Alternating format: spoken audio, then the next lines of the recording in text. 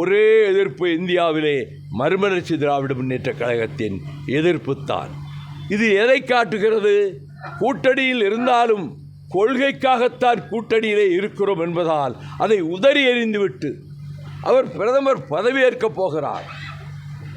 காரியங்கள் நடக்க வேண்டுமானால் அவரிடம் போரார், உடனே ஒரு செய்தி கூட கொடுப்பார். ஆனால் ஈழத் தமிழர்களுக்காக என் வாழ்நாளையே அர்ப்பணித்திருக்கிற காரணத்தால் நான் அதை எதிர்த்து வெளியே வந்தேன், கருப்பு கொடி காட்டிவிட்டு. இது ஒரு உதாரணம் போதும்.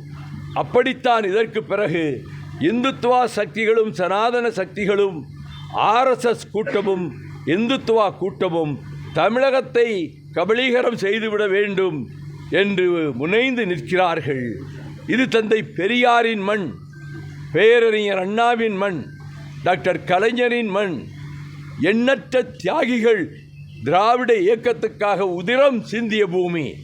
இங்கே அவர்களை உள்ளே நுழையவிடக்கூடாது. நாம் திராவிட இயக்கத்திலே சேர்ந்து பயனற்று போய்விடும். 61 ஆண்ட கால அரசியல் வீணாகிவிடும்.